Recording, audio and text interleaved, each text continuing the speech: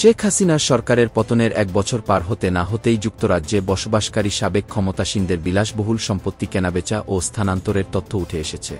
British গণমাধ্যম the guardian এবং আন্তর্জাতিক দুর্নীতিবিরোধী সংস্থা ট্রান্সপারেন্সি ইন্টারন্যাশনালের যৌথ অনুসন্ধানে উঠে এসেছে বহু চাঞ্চল্যকর তথ্য।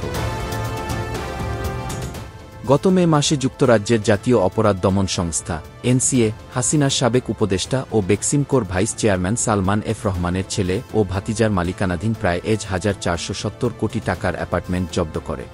এরপর সাবেক ভূমিমন্ত্রী সাইফুজ্জামান চৌধুরীর যুক্তরাজ্যে থাকা প্রায় 3,000 কোটি টাকার সম্পত্তি জব্দ করা হয়। তদন্তে দেখা গেছে, গত 1 বছরে যুক্তরাজ্যের জমি নিবন্ধন প্রতিষ্ঠানে কমপক্ষে 20টি সম্পত্তি লেনদেনের আবেদন জমা পড়েছে, যার মধ্যে রয়েছে বসুন্ধরা গ্রুপের এমডি শায়েম সোবহানের নামে নাইটসব্রিজের 4তলা বাড়িটি প্রথমে হস্তান্তর এবং পরে বিক্রি করা হয়। তার ভাই শাফিয়াত সোবহানের নামে সারের ভার্জিনিয়া ওয়াটারে 8 মিলিয়ন পাউন্ডের ম্যানসন লেনদেনের প্রমাণ পাওয়া গেছে। সাবেক মন্ত্রী সাইফুজ্জামান চৌধুরীর ভাই আনিসুজ্জামান গত জুলাইয়ে রিজেন্টস পার্কের 10 মিলিয়ন পাউন্ডের টাউনহাউস বিক্রি করেন, সঙ্গে আরও 3টি রিফাইন্যান্স আবেদন করেন।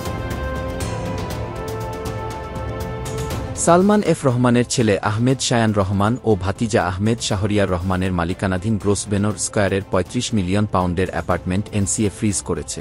দুর্নীতি বিষয়ক অল পার্টি পার্লামেন্টারি গ্রুপের প্রধান জো পাওয়েল বলেন, ইতিহাস সাক্ষ্য দেয় যদি সম্পদ জব্দ না করা হয় তবে সেগুলো দ্রুত গায়েব হয়ে যায়।